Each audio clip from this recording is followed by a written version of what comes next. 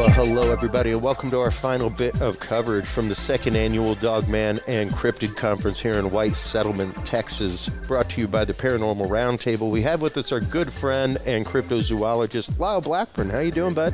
I'm good. Fantastic. You were here, you're here as always, because we were right here in your backyard. You live right up the road, and you were presenting yesterday on the Lake Worth Monster, which is an occurrence that happened all of 5-6 miles away from here. Let's get into that occurrence just a little bit. Yeah, that's kind of one of the famous Texas monster legends. Yeah. And this all took place in the summer of 1969. So, you know, like the summer of love, as the hippies were hanging out in California. Here in Texas, you know, we were hunting monsters. Yeah.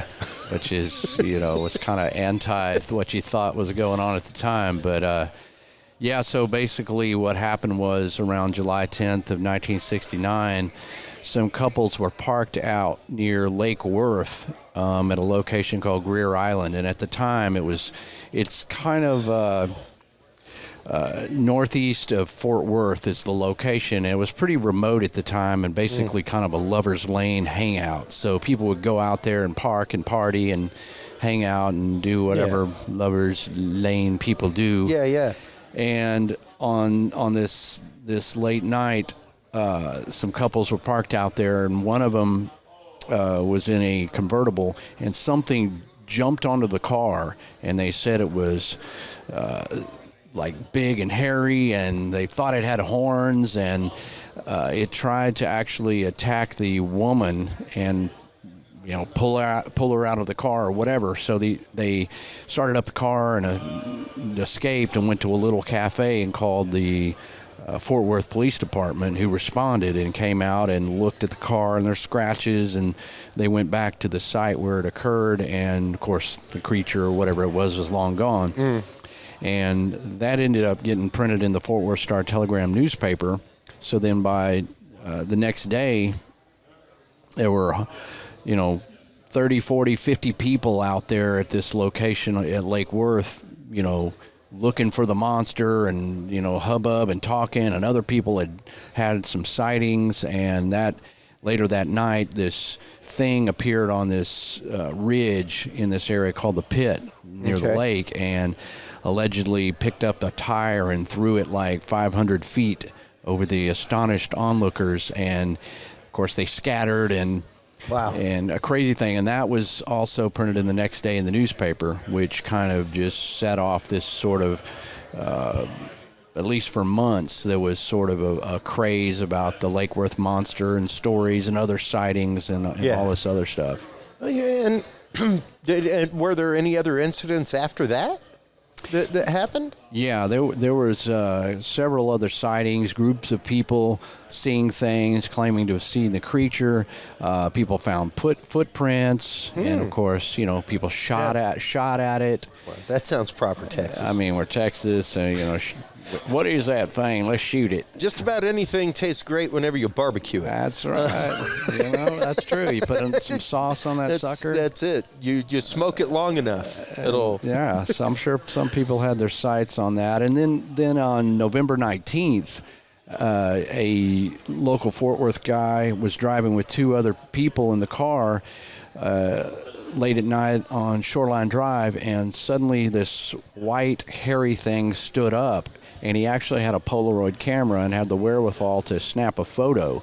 And so that is now sort of really one of the earliest kind of Bigfoot-type cryptid photos. Yeah. It's this typical blob squatchy thing. It's a white blur, but I have no doubt he saw something. He just didn't get a very good picture. Well, it was hard to get a really good picture with a Polaroid camera unless it was broad daylight and it was sitting perfectly still.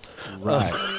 Right. They were always slightly blurred, things like that to begin with. And even like you said, the wherewithal to snap a picture, because frequently it's the fact of people often forget the third F. It's fight, flight, or freeze. Is what happens whenever you're in an emergency situation or whenever your body goes through that shock of what's happening right now. Yeah. Many people, soldiers, things like that, police are trained to fight through that flight or freeze moment. But most people freeze in disbelief, fear, things like that. So, yeah, to think that this guy even had the presence of mind to grab a Polaroid camera, put it up to his eye, and take a picture is pretty awesome. Yeah, I mean, you think about the convenience of our phone cameras and other things. I mean, a Polaroid. So that still stands on record as sort of a mysterious cryptid photo. But, that the whole thing kind of had longevity and fame and sort of became part mostly of Bigfoot lore, because it was mostly described as being 7 foot tall, upright on 2 legs, and it had white hair and it was hairy. But the white hair is interesting because are there any other spottings of white-haired creatures across the United States that are similar? There actually are. I mean, I don't know what percentage of Bigfoot's reports, describe a white creature, but there are some, and even some from this area that even predate the Lake Worth monster. Oh, really? Within I would say within a 50-mile radius, give or take, back in the 30s, the 50s, and then after that, there's some smattering of reports. It's just not really Bigfoot hotspot zone, but it's along the Trinity River corridor, so it does have some of those ingredients with the forestry, the water, moving along river basins. Yeah. And, and it's interesting because, whenever you look at the topology and the flora that grow around the Dallas-Fort Worth area, there aren't a whole lot of really... It's not like East Texas thicket type woods. There are woods, things like that, but it's not like, hey, you're not going to see 30 feet in front of you, It's not that kind of thicket woods. Even the same thing in Austin, even the talk of there being a migratory trail between the Austin area and San Antonio. It's one of those, that kind of forest isn't really there, and it's interesting to see that the sightings that are there tend to be smaller in size, stuff like that. It's like there's a range variation of the topology they live in and the size and the color and things like that. You could really do a deep dive on the categorizing the data and filtering it for, that kind of thing, but these reports are so scattery. But at the same token, like that is something that I've been talking about. Like, I would love to be able to even, because of course there's the Olympia Project, Bigfoot Research Organization. There's a few North American Wood Ape Project, stuff like that. There's a few places that take sighting reports. So it would be interesting to AI that stuff, to take all of that, put it through an AI generation and see what the similarities are, see what the differences are, stuff like that. See if regionally there is a coloration that happens, things like that. Like we could call all kinds of data out of the few sighting reports that are there. Yeah. If you could automate that in some way where you could have something, computer analyze that and pull out things, then you could begin to possibly see better patterns. Whereas, like I said, if you're just sorting through this, there's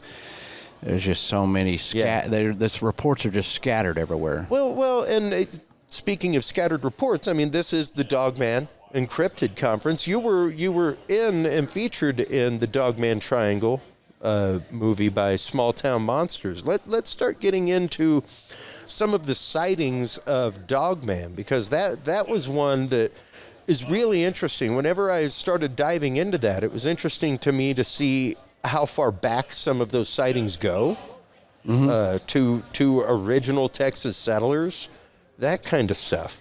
Right, and that's that's what I retold or gave the story of in the Dogman Triangle documentary was this legend of the Converse werewolf, as they call it, and it's kind of dates back to the late 1800s, took place near San Antonio, and it was this sort of story about a rancher who sent his son out hunting, and his son was inexperienced, and he really wanted his son to kind of learn the ropes and learn how to hunt. And he said, don't come back until you have a deer. Yeah, man up by yourself, so boy. Right, not a bad thing, especially at those times in these rugged hill country.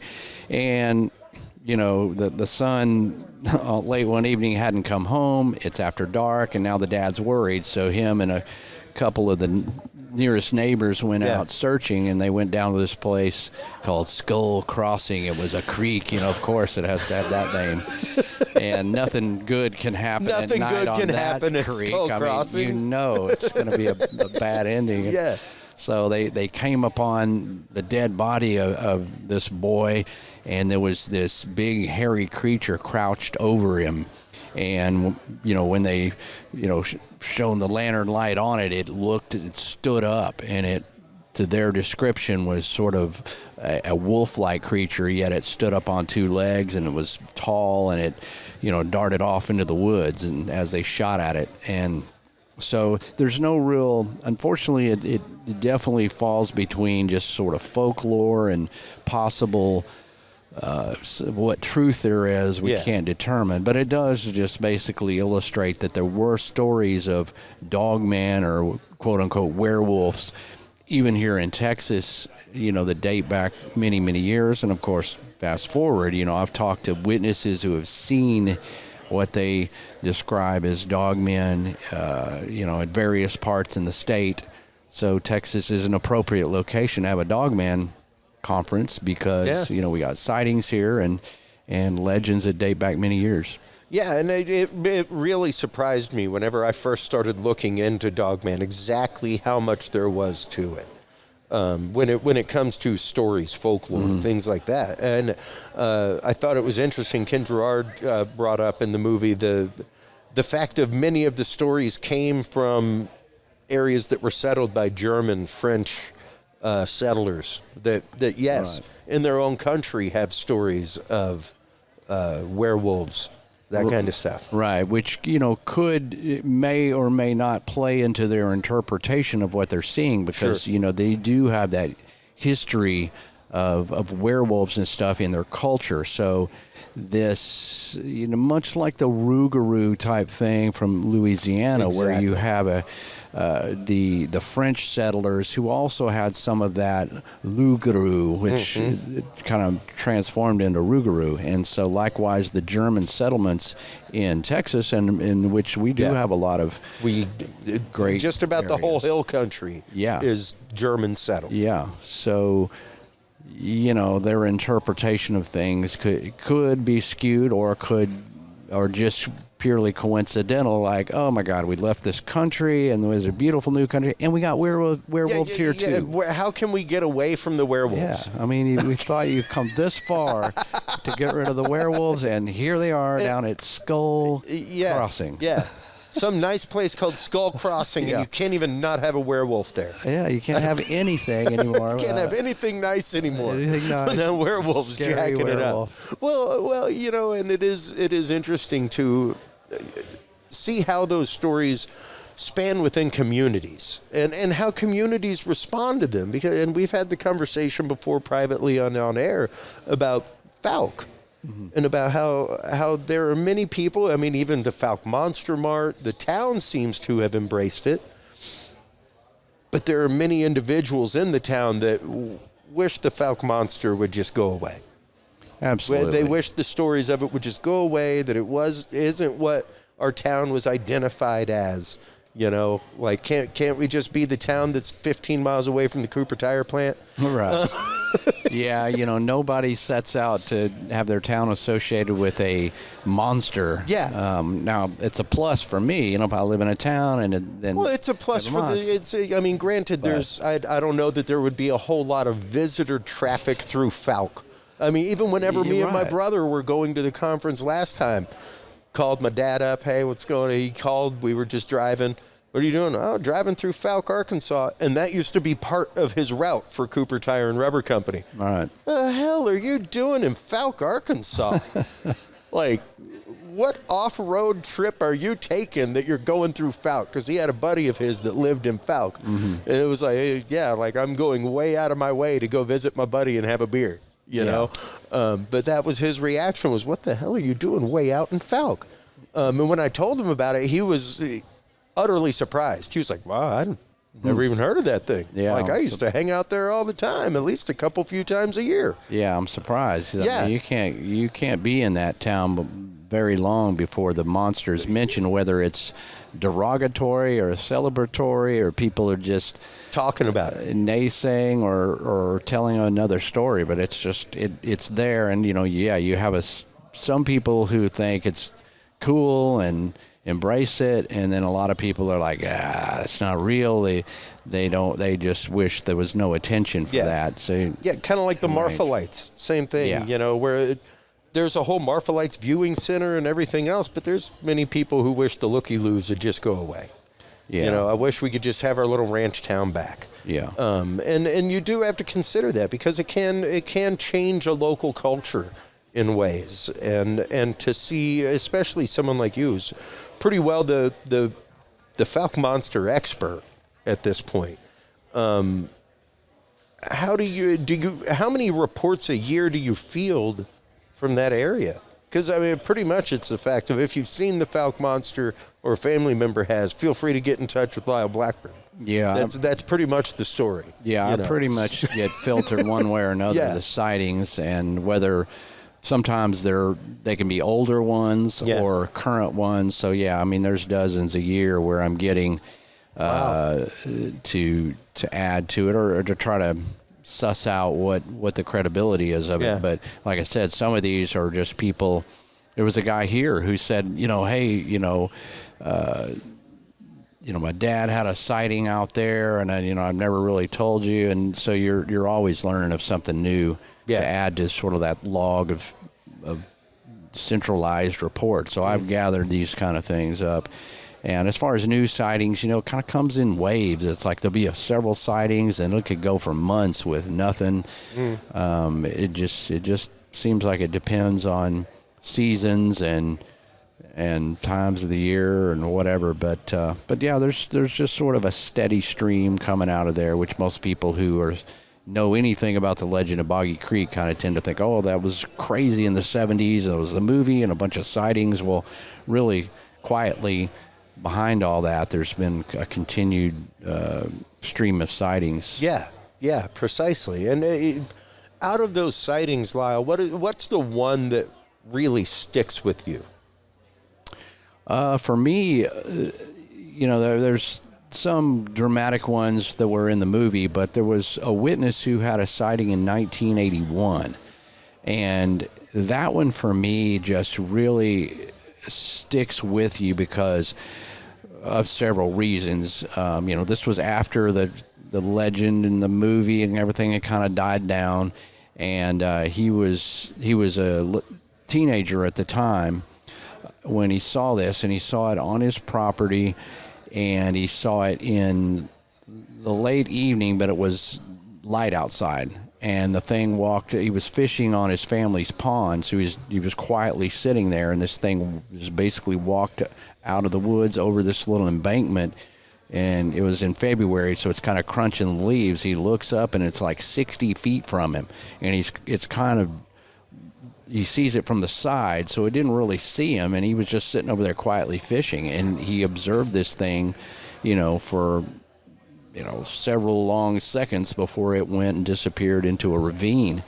And then it's sort of all, anybody who lived there in 1981 was fully aware of this, and maybe in the back of your mind, but he's just like, I'm seeing this and I don't believe it. And he could observe it well enough to know that's not a person.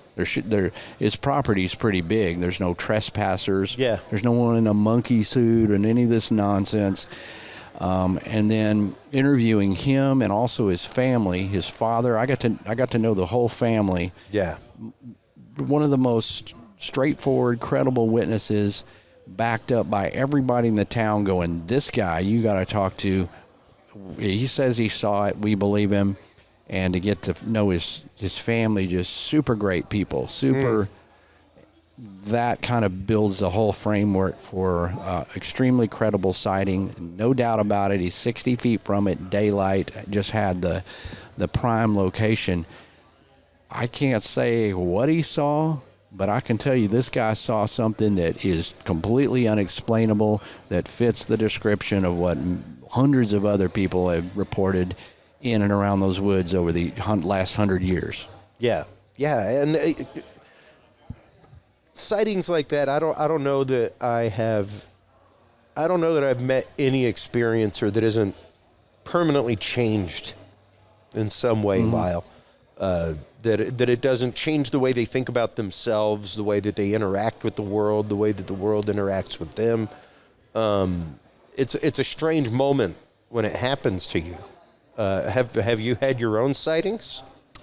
I have had, I won't say 100% that I saw a Bigfoot creature, but I'm pretty positive that's what it was. Okay. But it was, and it was in Fouke, actually, in 2021 of all times, and it was during daylight hours, and myself and two of my research friends were there, and I just happened to be looking at some trees in an area where we were just kind of observing the level of the bayou channel and on the other side, and I saw this, which was a reddish creature, an orangish reddish in color, the hair, basically walk between some trees. So it went from an area where you couldn't see anything to another area and kind of through a clearing, and it wasn't a very long sequence, but whatever it was very large, tall, and this is in a place where there's no people. It's not somebody's land, it's public land. I've been down there for 13 or some odd years. I've never seen a single person over there, and you can't get to it because there's water. You can't get there. The only way is by boat. There's no boats. There's no person. And the thing that really hit it home was we had been up in Fouke at the Monster Mart about 15 minutes, 20 minutes earlier, and a local was saying he had seen the creature. He goes, I'm pretty sure this is what it was. He goes, to me, it looked a lot kind of like an orangutan, and it was very reddish in color. And I kid you not, that was the color I saw.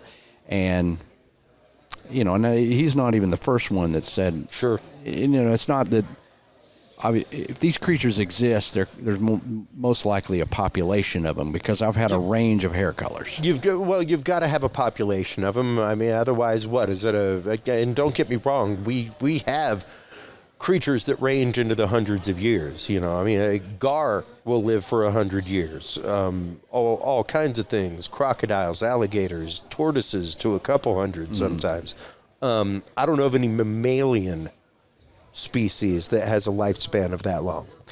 Yeah, not even of 100 years typically. We're pretty much the only ones because of the medication that we have, right? The sciences that we have to keep ourselves. Until we had that, pretty much life expectancy was about 65, 75 years. You know. Yeah, even if that. Yeah, only a couple hundred years ago. So, was, much. Yeah, shorter, there would have to be a breeding population, which means that there would have to be a sustainable food source, at least grazing-wise, even, because it's not like bears survive on a diet of 90% protein. You know, they graze on what they can find until they find other food source. You know, and it would make logical sense to me that omnivorously that would be very much the same thing with them. I would imagine that they would gladly eat a squirrel if they can catch a squirrel.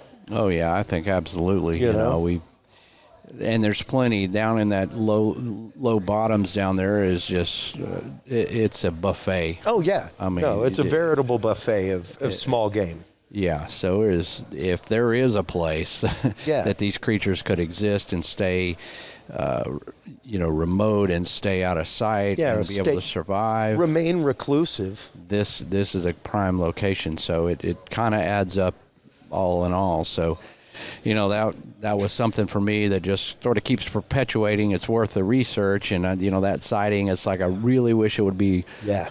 So definitive there would be no like ambiguity, but hey, that's you're lucky if you get a glimpse of these things, and none of these sightings are ever very long. That's why I was saying the one I was describing with Terry Sutton, he's one of the rare ones that observed it for any length of time and at many moments, and not in a you're not in a car. It's not quick. It's not in the darkness.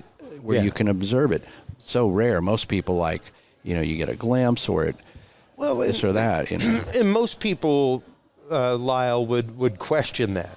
Would question like, only glimpse it for a second or two. Oh, okay. I challenge you to go out and sit in a deer blind and wait for some deer. See how frequently they just stop in the middle of the trail. It's pretty rare that they just stop.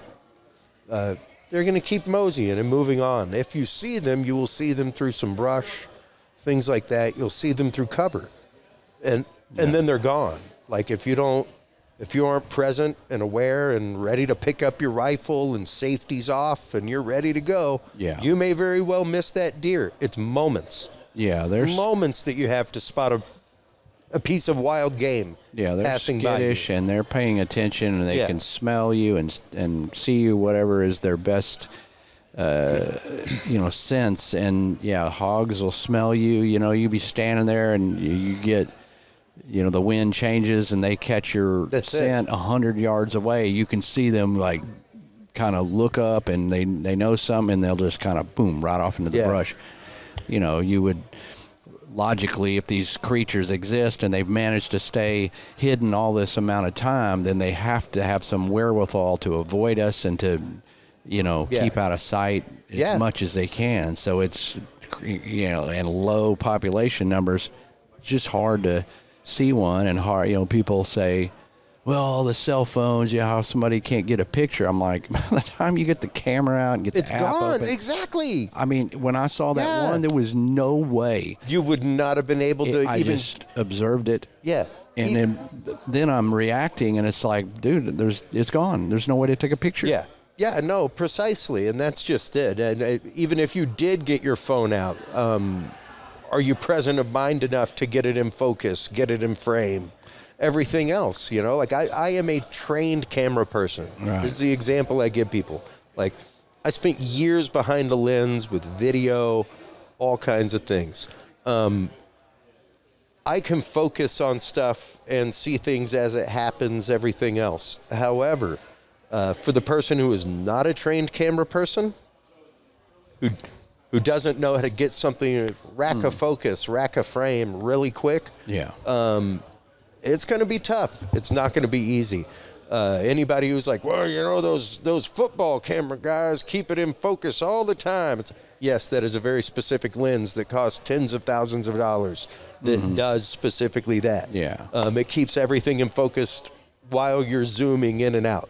Like it's always in focus. Yeah. So the average person rolling down the trail doesn't have that. Right, which is why it's so amazing that Alan Plaster was able to get that thing with a darn Polaroid. Yes, exactly. I mean, exactly. I couldn't get a picture of what I saw, and he managed to do it in a car with a Polaroid through a windshield. Through a windshield at night. And it's like, okay, that was a darn good shot. And don't get me wrong, Ken Gerard will say on the show all day long, it's not going to be a picture. Right. It's not going to be a picture that scientifically proves it, and that is absolutely correct. Right. But it will be a picture that gives us a local range to look in. Yeah, it's another bit of substance to say we're on the right track, at least. And if you took the picture, what you saw, and it's, makes a nice frameable conversation piece for your living room, but it not going to convince science at large that, Bigfoot exists. Well, even right now, I mean, the article I was showing you and showing Adam Davies earlier about the Wolfman that was just seen in the Hirsch Mountains of Germany. Like full-on Neanderthal-looking, full hairy body sitting on the ground next to a creek. Like, my mind is still numbed whenever I see it in my head that, like, wow, this is there. And only because it was sitting did they have enough time to take a picture or anything like that, Right, But that's one of those, like, those stories have been around in that area for a long time about roaming Neanderthals. Even Adam Davies was here talking about his work into looking into wild men living in Kentucky, or not Kentucky, Tennessee. Yeah. Feral human beings. Yeah. That kind of stuff. Yeah, there are reports of that. There are reports, and evidence leads us to trails. That's all it is. It's a trail of evidence that you can follow. So the fact that somebody was able to take a picture, awesome. We now have a known location to go look for something. Yeah, it's worthwhile enough. Yeah, but yeah, and that's just it. Each part is a small facet to the gem. What do you see coming next in the world of cryptid research? How do you see us leveling and leveraging technology in the field? Well, I think Lyle? the eDNA, the capabilities of that to test for DNA without the actual specimen to show us what may have been in an area, or drinking out of the creek or what pond or whatever. Those kind of things, might give us something to go by, short of having one of these creatures in front of us. So, you got that. And of course, technology as far as the thermal camera, thermal imaging, those kind of things that can sort of penetrate the canopies and, those as they become cheaper or more accessible to where, obviously most of these researchers it's an amateur field with no funding. So yeah. You're on your own dime. So, but the cheaper that stuff becomes, and we have that. So I think those things either help us prove or disprove or whatever it is, but it give us more tools to try to peer into the unknown, if you will. Well, no, certainly. And I mean, especially the thermal stuff. That is, right in my backpack, I've got a FLIR camera that fits on my phone. It costs about $100. Yeah. And takes amazing pictures with amazing detail. Like it's pretty incredible. Yeah. The things that we have out there now within that range, that the average field researcher can throw in their back pocket and have as a tool. Yeah. Advice for folks out in the field, Lyle, before we let you go. There's tons of folks out there, especially young folks, going out squatching, things like that, alone in teams. What advice would you give them, both as just people stepping out into the field and as investigators in the field? Well, I think, first and foremost, just know where you're going and take the proper supplies and be careful of what we know exists out there, venomous snakes and other hazards that are up and above the possible, whether you run into a werewolf or whatever or not. Yeah. But, be careful of where you're going, observe, don't trespass, you keep safe, watch out, humans are the scariest thing. That's right. There's been areas in some of these mountain regions where we've gone and done research. You really kind of got to watch out. You're not finding yourself on property you shouldn't be on, and with semi-automatic weapons aimed in your direction, that sort of thing. So especially if you're in the Oregon, California, the Emerald Triangle area where people are clear-cutting parts of forest for marijuana growth and things like that. Like you run afoul. Chester Moore and his Dark Outdoors podcast is a prime example. Like that. Feel free to go listen, folks. I'm not discouraging you from going out in the woods, but like he says, the most dangerous thing you'll find in the woods is us. And get ready to run across them.